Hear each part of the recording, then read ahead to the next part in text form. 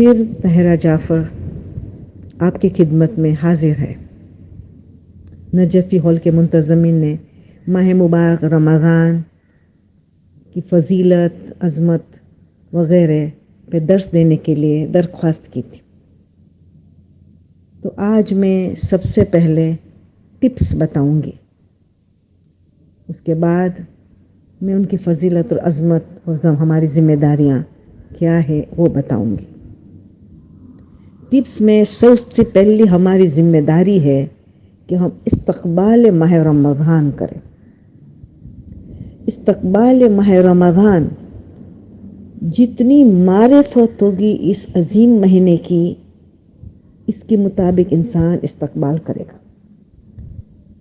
رسول خدا فرماتے ہیں کہ اگر تم اس کی صحیح معرفت ماہ رمضان کی پہچان لیتے، صحیح معرفت حاصل کر لیتے، تو تم یہی چاہتے کہ پورا سال ماہ رمضان ہی ہو۔ اتنی زیادہ فضیلت و عظمت ہے جو انشاءاللہ ہم اب ان قریب بات تقریر کریں گے اس پہ۔ استقبال کی ہماری سب سے پہلی ذمہ داری ہے کہ معرفت حاصل کر اس مہینے کی۔ اس مہینے کی معرفت حاصل کرنے کے لیے اہم ترین چیزیں خطبہ شعبانیہ، جو رسول اللہ ہر شعبان کی آخری جمعہ یہ خطبہ دیتے تھے، اور ہمارے معصومین نے بھی یہ سنت رسول کو جاری رکھا۔ آج تک ہمارے علماء اور ذاکرین بھی اس کو جاری رکھا ہے۔ تو اس کو سٹڈی کرے، اس خطبہ شعبانیہ کو سٹڈی کرے، اس میں عظمت فضیلت بتائی گئی ہے، ہماری ذمہ داری بتائی گئی ہے، جو تقاریر میں ہوں بات کروں گی۔ تو اس کی سٹڈی ابھی سے کریں۔ اور 3 دعائیں صحیفے سجادیہ کی، دعا نمبر 43، 44، 45، 43، 44، 45، یہ 3 دعا کا ترجمہ اور تفسیر کے ساتھ سٹڈی کرے، سمجھے، ان کو بہت فرق پڑے گا ماہ رمضان کا، میں زیادہ انسان دلچسپی سے اس مہینے کو گزارے گا۔ اور تیسری چیز میری یہ درخواست ہے کہ دست غیب شیرازی کی کتاب سید الشہداء، تو انہوں نے جو کتاب لکھی، آخر میں جو چیپٹرز ہے، چند باب ہے ماہ رمضان کی فضیلت، ہماری ذمہ داریاں وغیرہ، بہت اچھے انداز میں دست غیب نے حدیث اور وغیرہ کے روشنی میں لکھی ہے۔ تو یہ 3 تو ہماری ذمہ داری ابھی سے سٹڈی شروع کر دینا ہے ہمیں، تو دیکھنا کہ کیسے مہینہ گزرتا ہے، اتنا دلچسپی اور محبت سے، اور ایسا محسوس ہوگا کہ بس یہ مہینہ ختم ہی نہ ہو، اتنا مزہ آئے گا، اتنا مزہ آئے گا۔ اور پھر آخری جب 3 دن بچے ہو، جو 3 روزہ امام علی رضا فرماتے کہ استقبال کے لیے ایک بہترین عمل ہے کہ 3 روزہ رکھ کے، 3 آخری روزہ رکھ کے ماہ رمضان کو استقبال کریں۔ پھر چاہے قضا روزہ ہو، چاہے مستحب روزہ ہو، چاہے منتی روزہ ہو، اس کا ثواب امام علی رضا فرماتے گویا پوری زندگی روزہ ہی رکھے، پوری زندگی، پورا سال نہیں، پوری زندگی روزے میں رہے، اتنا زیادہ ثواب، کیونکہ خوشی خوشی انسان ویلکم کرتا ہے ماہ مبارک کا، یہ 3 روزہ رکھ کے۔ اور کیونکہ یہ بھی چلو بتا دوں کہ جب ویلکم کی بات کرتے تو وداع کرتا ہے جب انسان رمضان کو، تو بہت غم زدہ ہوتا ہے، جو ہماری معصومین کا طریقہ تھا۔ جو ماہ رمضان آتے تھے تو ہمارے معصومین بہت خوشی مناتے تھے، اتنی خوشی، اور ہر ایک کو مبارکبادی دیتے، ماہ مبارک آ رہا ہے، مبارکبادی دیتے تھے ماہ رمضان کی آنے سے پہلے۔ اور جب ماہ رمضان رخصت ہوتا ہے تو بہت گریہ کرتے تھے، وہ غم زدہ ہو جاتے، آنکھوں میں سے آنسو جاری ہو جاتے۔ تو اس کے لیے بتایا ہے کہ 6 روزہ رکھو، بتائے کہ نہیں ہم مس کر رہے ہیں، ہم اس کو ختم ہونے پر ہم بھی غم زدہ ہے، تو 4 شوال سے 9 شوال 6 روزہ، استقبال کے لیے 3 روزہ، مگر الوداع کے لیے 6 روزہ، بتانا ہے کہ ہم ماہ مبارک کو مس کر رہے ہیں، اتنا ہم دل سے روزہ رکھ رہے تھے۔ تو یہ 6 روزہ 4 شوال سے 9 شوال کوشش کرے کہ اس میں بھی اگر منت کا ہو، نظر کا ہو، کہ قضا ہو، اس کو کرے، تب بھی اس دنوں کو چوز کرنے کا ہمیں ثواب حاصل ہوگا. تو استقبال کے لیے ہے 3 روزہ.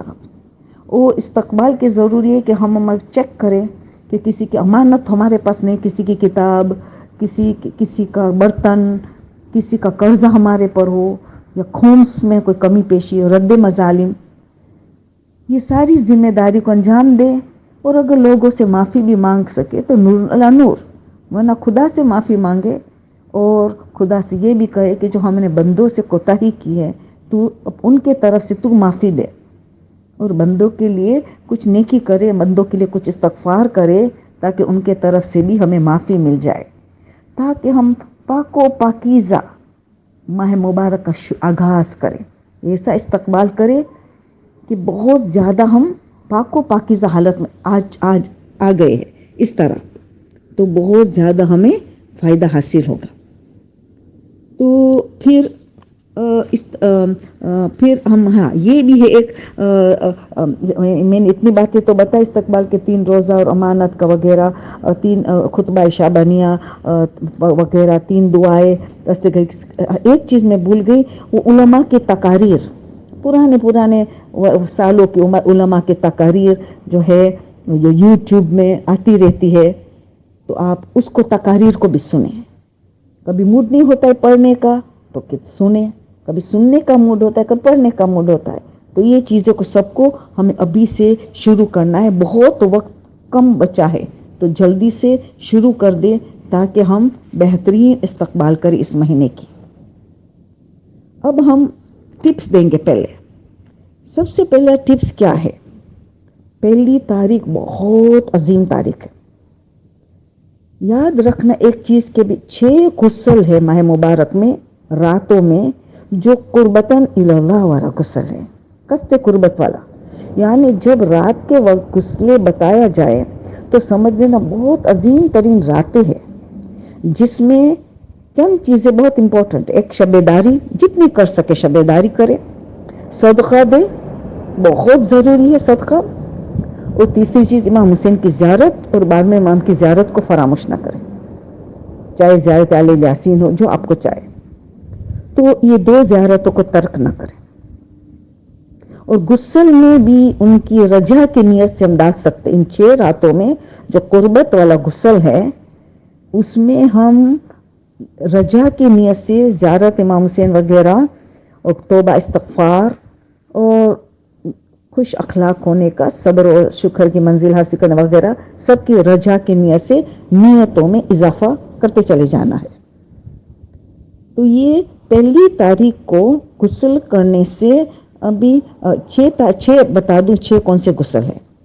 پہلی تاریخ کی رات، 17 کی رات شب بدر، 19، 21، 23 اور 24 کی بھی بہت اہمیت ہے. 2 رات مسلسل شب داری کرنا 23 اور 24 مشکل ہے، مگر کوشش کرنا چاہیے کہ 24 کی رات کی بھی بہت زیادہ فضیلت بتائی گئی ہے. تو یہ 6 غسل اس میں نیتوں کو ملائے. مگر پہلی کو جو ہے اس میں 3 چلو پانی رجا کی نیت سے، جو شیخ حسن نجفی ارمغان اسلام میں بتاتے ہیں، اور کہ غسل کے بعد 3 چلو پانی سر پہ ڈالنے سے باطنی طہارت نصیب ہوتی ہے. باطنی طہارت، روح کی صفائی، نفس کی صفائی. 30 چلو پانی مگر رجا کی نیت سے. اور جہاں ایک چیز یاد رہے، جو رجا والا غسل ہو وہاں نماز کے لیے وضو کرنا واجب ہے، ایت اللہ خوئی اور سستانی. اور جہاں قربت والا ہو تو نماز کے لیے وضو مستحب ہے. کوشش کرے وضو مستحب بھی بھلے کیوں نہ ہو اس کو چھوڑے نہیں، کیونکہ ثواب بہت زیادہ ہے. مگر یہ پتہ ہونا چاہیے کہ رجا والے غسل میں نماز کے لیے وضو کرنا واجب ہے. تو یہ ایک اہم مسئلہ ہے. عید الفطر کا غسل کی بھی بات ابھی ہو جائے ساری ٹپس میں. عید الفطر کی رات کا غسل جو ہے آیت اللہ خوئی کے نزدیک قربت والا غسل ہے، قربتاً اللہ والا غسل. سستانی کے نزدیک اس غسل میں ان کے تحقیق میں نہیں ہے. یہ غسل آیت اللہ خوئی کے نزدیک ضرور ہے.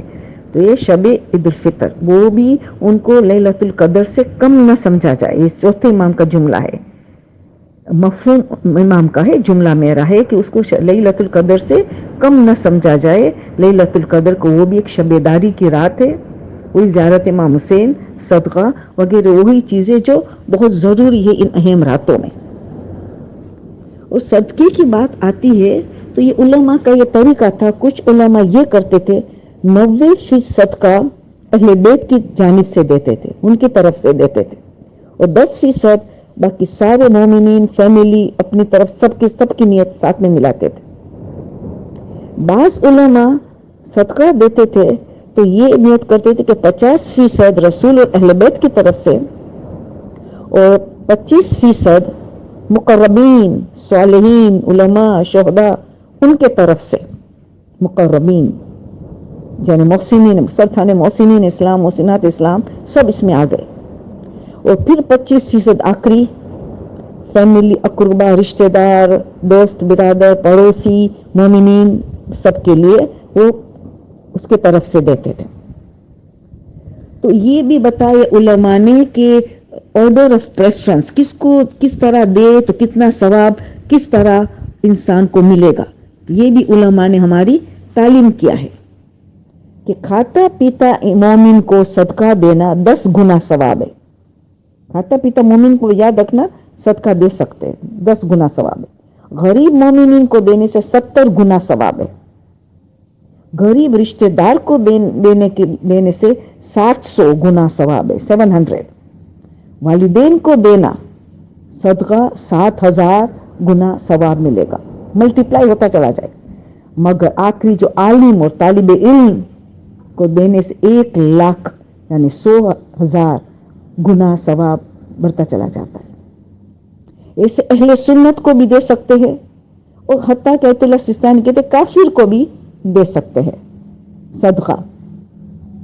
صدقہ اپنے ہاتھ سے دینا بہت زیادہ فوائد ہے, مگر نہیں دے سکے تو ایم پیسہ کسی طرح پہنچا. ہمارے یہاں ایم پیسہ ہوتا ہے, ہم فون کے ذریعے دے دیتے ہیں. آپ ایڈوانس میں بھی دے سکتی ہیں, مگر اس رات میں پھر وہ مالک بن جاتے ہیں. تو یہ پہلی رات کو صدقے کو فراموش نہ کرے. قربت والا غسل ہے, بہت اہم ہے. زیارت امام حسین کو فراموش نہ کرے, اور کوشش کرے کہ صلہ رحم کر سکتے ہیں اس رات تو بہت اچھا. تقدیر بدل دیتی ہے صلہ رحم, اور علم تھوڑا سا حاصل کرے تاکہ تقدیر بدل جائے. وہ باقی کی عبادتوں تو آپ خود واقف ہے, کون سی نمازیں پڑھنی چاہے, تلاوت قرآن وغیرہ. ہر ماہ رمضان کی رات کو 1000 مرتبہ سورہ قدر اور 100 مرتبہ سورہ دخان پڑھنے کی سخت تاکید ہے. تو ہم جتنا پڑھ سکے, جب 1000 اور 100 بتایا گیا ہے تو پہلی رات کو ہم مغرب سے لے کے سحری تک 1000 بتایا گیا, ہم جتنے پڑھ سکے 10, 12, 100 جتنے. اور سورہ دخان ہر رات کو 100 مرتبہ بتایا گیا ہے, تو کم سے کم 1 مرتبہ تو ہم ضرور پڑھے, 1, 2, 3 مرتبہ, مگر 1 تو ضرور پڑھے سورہ دخان ڈیلی. اور کوشش کرے ہر روز سورہ دخان کے ابھی سے مطالعہ کرے, کیوں اللہ 100 مرتبہ چاہتا ہے اس سورہ کو پڑھے. وہ شب قدر میں تو ہم پڑھتے ہی پڑھتے ہیں, وہ تو قرآن کے سال گرا کے رات ہے.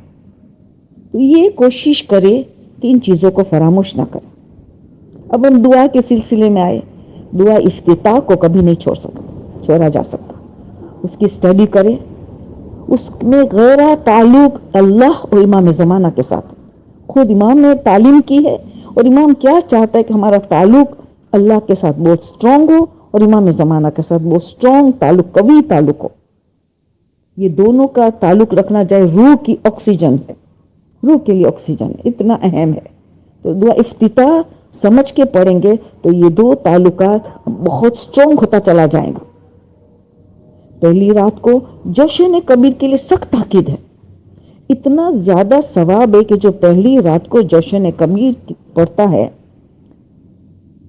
تو گویا اس نے لیلۃ القدر کو درک کر لیا, یعنی پوری رات شب قدر میں جاگ کے اس رات کو درک کر لیا, قبول ہو گئی.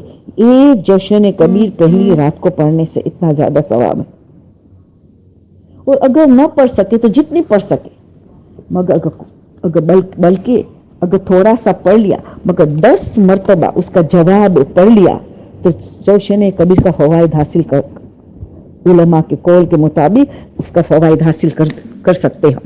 10 مرتبہ اس رات کو اگر جوشن کبیر نہیں پڑھ سکتے یا تھوڑی بہت پڑھ سکتے ہیں تو 10 مرتبہ ان کا جواب پڑھے. کیا جواب ہے؟ سب کو یاد ہے. بسم اللہ الرحمن الرحیم، سبحانک یا لا الہ الا انت الغوث الغوث خلصنا من النار یا رب. 10 مرتبہ اس کا معنی سمجھ کے پڑھے تو گویا تم نے اس کا فوائد حاصل کر لیا جوشن کبیر کا. تو یہ ساری چیزیں پہلی رات کی زیادہ تھی تو ساتھ ساتھ دوسری راتوں کے لیے بھی میں نے بیان کر لیا ہے تاکہ ہم اچھی پریپریشن تیاری کریں. اب پہلے دین کی بات کر رہے ہیں. پہلا دین بھی بہت اہم ہے. بعض نے تو کہا والفجر ہے، یہ سورہ اللہ قسم کھا رہا ہے. یہ فجر جو ہے وہ حقیقت میں پہلی ماہ رمضان کے دین ہے. فجر اس کی قسم اللہ کھا رہا ہے. اس میں ہے ایک ہی غسل. شیخ عباس قمی مفادینان میں بتا رہے دین میں جمعے کا غسل تو وہی ہے جو ہر جمعے کو ہوتا ہے پورا سال، مگر ماہ رمضان کا غسل کا ثواب تو بہت زیادہ ہوگا. جمعے کا غسل وہ تو قربتاً الی اللہ والا غسل، مگر دین میں ایک ہی غسل انہوں نے بتایا شیخ عباس قمی، مگر ایت اللہ خوئی اور سستانی نے اس کی فہرست میں نہیں ڈالا ہے. مگر ہم رجا کی نیت سے کر سکتے ہیں. پہلی ماہ رمضان کی دین میں ہم غسل کریں گے رجا کی نیت سے، اور اس میں بھی 30 چلو پانی سر پہ ڈالیں گے. اس میں بھی فائدہ یہ ہے کہ 30 چلو پانی درد و بیماریوں سے دور رہیں گا. جو شیخ عباس قمی لکھتے ہیں درد و بیماریوں سے دور رکھیں گے. اور شیخ حسن نجفی بھی مرحوم یہی فائدہ بتاتے ہیں. جو ارمغان اسلام جس کی کتاب لکھی ہوئے اس میں سے میں بتا رہی ہوں. اور رجا کی نیت سے وضو نماز کے لیے کرنا ہوگا. اور پھر یہ بھی ہے کہ دین میں گلاب کے پانی سے چہرہ دھوئے. گلاب کے پانی سے چہرہ دھونے سے کھجلی کی بیماری سے انسان محفوظ رہتا ہے. اور سر پہ بھی چلو پانی ڈالے سر میں پہ، سرسام کی بیماری سے دور رہے گا، محفوظ رہے گا. سرسام وہ بیماری کہ دماغ میں ورم ہو جاتا ہے، وہ ورم دماغ میں نہیں ہوگا. سرسام کی بیماری سے بچتا رہے گا. اور ایک اہم بات، پہلی رمضان کو خوشبو لگانا، خاص پہلی رمضان کی نیت سے خوشبو لگانا عقل سے محروم نہیں ہوگا. عقل سے محروم نہیں ہوگا. یاد رہے عقل سے محروم نہیں رہے گا. بہت اہم ہے. انسان اشرف مخلوقات میں سے ہے. کیوں؟ عقل کی وجہ سے. اور خاص کر کے امام حسین کی سنت میں ہے کہ امام حسین روزے کے عالم میں ماہ رمضان میں خوشبو زیادہ استعمال کرتے تھے. تو خوشبو زیادہ استعمال امام حسین سے اگر محبت ہے، اور واقعی ہر مومن مومنہ کو حد سے بے تحاشا محبت ہے، تو وہ پہلی رمضان کو عطر زیادہ لگائے. اور ایک چیز تمہیں یاد ہے کہ ایک چیز میں اسراف اجازت ہے، وہ عطر اور خوشبو پرفیوم. گھر کو عود کرے، اگر بتی کو سجائے تو اس کی بھی خوشبو آتی ہے، تو عطر کو پھیلا ہے گھر میں بھی، تو یہ اچھا عمل مانا جائے گا. رجا کی نیت سے یہ سب کچھ ہم کر سکتے ہیں. تو عطر کی خریداری ابھی سے کر لو تاکہ زیادہ استعمال ہوگا ماہ رمضان میں. یہ سنت امام حسین ہے تو یہ کریں گے. اب آئی بات کیا آئے گی؟ رات پہلی کا گزر گئی، سحری کا وقت آیا. بہت اہم ہے کہ سحری کو اس سحر کے وقت ہی کرے. یعنی 4 بجے والی جو سحری ہے اس کا اتنا زیادہ فوائد ہے کہ جو سحری کرتا ہے اس وقت تو اللہ اور ملائکہ سب مل کے ان پہ درود، ان کے لیے درود پڑھتے ہیں. ان پہ درود نازل ہوتا ہے. کس کی طرف سے؟ اللہ اور ملائکہ کی طرف سے ان پہ درود نازل ہوتا ہے. جو آپ سوچیں کہ جو سحری اس وقت کرتا ہے اس سے بہت امپورٹنٹ ہے، صحت کے لیے بھی بہت فائدہ مند ہے. سحری کرنا سحر کے وقت، اس وقت سورہ قدر کی تلاوت بہت امپورٹنٹ ہے. اور ایسے بھی مغرب سے تو 1000 مرتبہ پڑھنا ایسے بھی آ گیا ہے. روزہ بند کرنے کے وقت سورہ اور ان کی دعائیں سحر کو بھی نہیں چھوڑنا چاہیے ترجمہ کے ساتھ. اس کا بھی بہت زیادہ فوائد حاصل ہے. تو اس کو نظر انداز نہ کیا جائے. اب آئیں گے تو پھر پہلی افطاری آئے گی. پہلی تاریخ کی بات ہو گئی غسل وغیرہ کی، پہلے دن کی بات ہوئی. پھر اس سے پہلے سحری کی بات ہونی چاہیے، مگر پہلے میں نے دن کی بات کر لی، اب سحری کی. اب پہلی افطاری آئے گی. ساری افطاری کے لیے ایک ہی مسئلہ ہے کہ وہ ایسا وقت ہے افطاری کا وقت، اس میں سب سے زیادہ ثواب ہے کہ مغرب عشاء کی نماز پڑھ کے افطاری کرے.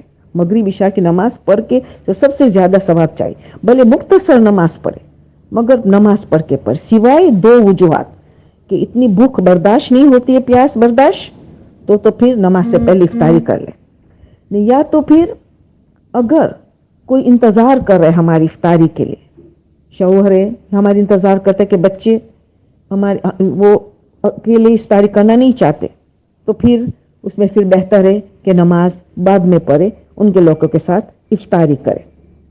یہ بھائی چارہ کا مذہب ہے، محبت کا مذہب ہے، حقوق الناس کا مذہب ہے، تو اس کا خیال کرنا پڑتا ہے. تو مغرب عشاء کی نماز کے بعد افطاری کرنا بہت زیادہ ثواب ہے. افطاری کا وقت عظیم ترین وقت دعا کے لیے، زبردست وقت دعا کے لیے، زبردست. اور یہ نہ فراموش کرے کہ اہم ترین ہماری دعا ہے امام زمانہ کا ظہور ہو جائے اور ان کے مددگار بنے، ناصر اور مددگار بنے. یہ دعا ہر وقت کرنی ہے ماہ مبارک کی افطاری کے وقت. اور خاتمہ بخیر ہو، ہمیں شہادت نصیب ہو، آخرت میں ہمیں اعلیٰ درجہ ہو، اہل بیت کے قریب ہمیں جگہ ملے، اسی دعا کو نہ فراموش کیا جائے. تو آپ ہمیں خود بھی مغفرت کی دعا وغیرہ، ہم لوگوں کے لیے دعا، جو پریشان لوگوں کے لیے، جن کو اولاد نہیں ان کے لیے دعا، جن کا رشتہ نہیں ہو ان کے لیے دعا، جو قید میں ہے پریشان ہے ان کے لیے دعا. ساری دعائیں کو ہمیں تیار رکھنی چاہیے کہ ہم دعا کریں گے لوگوں کے لیے. اور اس وقت دعا کا ٹائم تو بہت ہے، مگر ایک چیز ہے کہ انسان خوف اور امید کے درمیان ہوتا ہے. ایک لمحے کے لیے سوچنا ہے کہ میرا روزہ قبول ہوا کہ رد ہوا. باطل تو نہیں ہوتا مگر رد ہوا کہ نہیں، کیونکہ کوئی ایک گناہ بھی ہوا تو اس کا ثواب سے محروم ہو گئے. قبول نہ ہوا تو ایک ڈر خوف ہو کہ میں سوچ رہی کہ پورا دن کیسا گزرا، کہیں کسی کی غیبت ہو گئی تھی، کہیں میں سے جھوٹ بول لیا تو بس ثواب تو چلا گیا، روزہ ہو گیا، اس کی قضا نہیں ہے، باطل نہیں ہوا مگر قبول نہیں ہوا. تو قبول نہ ہونے سے تو پھر دوسرے دن اور انسان احتیاط کرتا ہے کہ اب کے روزے میرے قبول ہو جائے. آپ کوئی گناہ نظر آیا کہ میں نے غیبت تو نہیں کی مگر غیبت سن لی، تب بھی وہی گناہ ہے، تو پھر توبہ کرے، استغفار کرے، معاتبہ کرے. اس وقت تھوڑی دیر کے لیے محاسبہ کیا کہ کہیں گناہ تو نہیں سرزد ہوا ہے. تو پھر پتا چلا کہ گناہ ہوا تو معاتبہ کرے، سزا دے کہ بس 10 دن تک میں شربت سے اپنے آپ کو محروم رکھوں گی، ٹھنڈا پانی نہیں، ٹھنڈا شربت نہیں، کچھ نہیں. تم کیوں یہ گناہ کیا؟ یا تو چند رکعت نماز، 14 رکعت نماز پڑھ لی کہ میرے سے گناہ ہو گیا روزے کے عالم میں، میرا روزہ مقبول نہیں ہوا، میرا روزہ کا ثواب میں نے ضائع کر دیا، اتنی زحمت اٹھائی مگر قبول نہیں ہوا. تو معاتبہ کر، سزا دے، تو ہی انسان کے دوسرے تیسرے ایسے روزے بہتر ہوتا چلا جائے گا. تو انسان کو بہت اس وقت خیال کرنا ہے کہ یہ محاسبہ اور معاتبہ کا بہت خیال کرے ماہ مبارک میں رمضان میں افطاری کے وقت خاص، تاکہ اس وقت خوف اور امید کے درمیان میں ہے انسان کہ بس میں روزہ قبول ہو جائے، میرا روزہ قبول ہو جائے. یہی فکر ہماری ہونی چاہیے. تو اب پھر ہم یہاں دیکھتے ہیں کہ اب کیا کریں گے. اب سورہ انا انزلنا کی دعائیں، ان کی چھوٹی چھوٹی دعائیں روزہ کھولنے کے وقت کی، وہ تو ہر ایک کو زبان یاد ہوگی انشاءاللہ، اور نہیں ہے تو ابھی زبانی کر لو یا کتاب کو قریب رکھ لینا. سورہ انا انزلنا کی تلاوت کرنی ہے. اور نیم گرم پانی، نیم گرم پانی کے بہت فوائد ہیں. نیم پہلے تو نمک چکھیں گے، نمک سے روزہ 70 بیماری کا علاج ہے. نمک سے آغاز کرو، نمک سے ختم کرو. تو ماہ رمضان میں تو عادت ہے کہ تربیت کرے، ساری اچھی عادت کو اپنائے. نمک کھانے کے بعد گرم پانی، نیم گرم پانی سے انسان کا چھٹے امام فرماتے دل کے سارے گناہ دھلوا جاتے. دل کے گناہ، بغض، حسد، کینہ، نفرت، انانیت، میں، نفاق، دل کے گناہ دھلوائے جاتے ہیں اتنا بڑا فائدہ. پھر امام فرماتے کہ کلیجے کو تقویت ملتی ہے، لیور کو طاقت ملتی ہے. تیسری بات بتائے آنکھوں میں بھی طاقت ملتی ہے، آنکھوں کے نور میں اضافہ ہوتا ہے، آنکھوں کی بیماریوں سے انسان بچ سکتا ہے. اب دیکھیں دنیا صحت کا بھی فائدہ، روحانی فائدہ دونوں گرم پانی میں ہے، نیم گرم پانی ہو اس میں فائدہ ہے. پھر کھجور کھانا ہے. کھجور 3 کھاؤ تو بہت اچھا، کیونکہ کھجور میں طاقت ہے. 3 کھجور کھا سکتے ہو، افورڈ کر سکتے ہو تو بہت اچھی بات ہے، ورنہ 1 کھجور کھا لو. تو یہ کھجور کی ذات شیخ عباس کنی لکھتے ہیں کہ 400 نمازوں کا ثواب ہے. کھجور سے روزہ کھولنا نماز کا ثواب کو بڑھا دیتا ہے. کتنا بڑھا دیتا ہے؟ گویا 400 نماز پڑھی، 400 نمازوں کا ثواب حاصل ہے اگر کوئی کھجور سے روزہ پہلی غذا کھاتا. پھر حکیم نے بتایا وہ بہت فائدہ مند ہے کہ پھر کھجور کھانے کے بعد پھر گرم پانی. کھجور کھانے کے بعد کھجور سے ہم نے بتایا کہ نماز کا مقام بڑھ جاتا ہے، نمازوں کا. اور پھر حکیم نے جو بتایا نیم گرم پانی یا گرم پانی کھجور کے بعد بلغم کو دور کرتا ہے. جب بلغم دور ہوتا ہے تو حافظہ تیز ہوتا ہے. بلغم حافظہ کے لیے نقصان دہ ہے، تو اس سے بلغم دور. یہ سب چیزیں ازما چکے ہم، اور ہم نے دیکھا ہے بہت تیز رفتار سے بلغم دور ہو جاتا ہے، تو اس کا بہت زیادہ فائدہ ہے. تو یہ کوشش ہم کریں کہ افطاری کے وقت پھر افطاری کہ یہ چیزیں ہر روز کرنے کی ہے، انشاءاللہ ہمیں بہت فوائد حاصل ہوگا. سبحان ربک رب العزت عما یصفون وسلام علی المرسلین والحمد للہ رب العالمین.